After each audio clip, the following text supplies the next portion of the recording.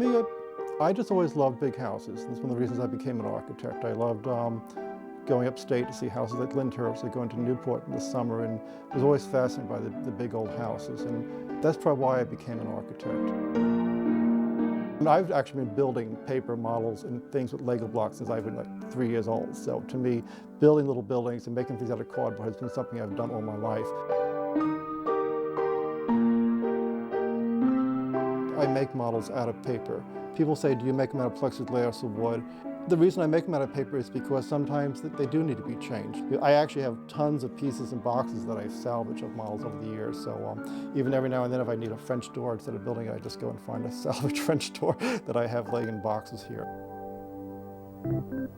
I always say to people, all the models don't have to be perfect, they just have to look perfect. And then you know how to tweak things. You know how, like, I can take a chimney and just twist it to straighten it out.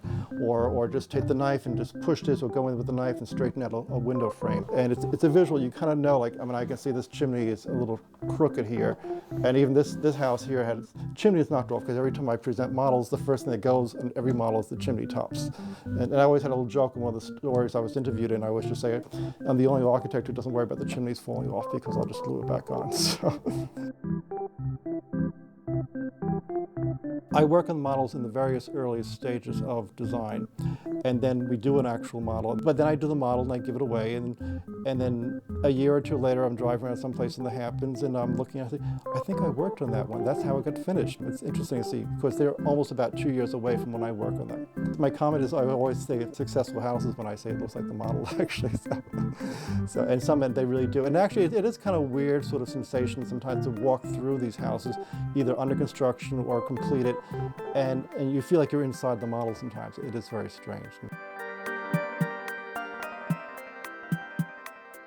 I mean, as an architect, I think if I was practicing regular architecture, it's when you do a building and you see it as an architect, that's a wonderful sense of accomplishment to have this building that you've created.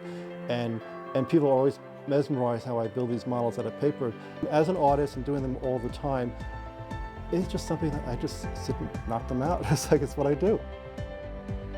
It's strange, but in some ways, you know, when you're an artist and you have your works, you can kind of view them as your children somewhat. It is, you step back and just say, oh, it's really amazing that I've created all those works over all these years. It's really hard to see that. And you know, I don't know how I do them all, really. So, and I'm still doing them, and I hopefully will do many more.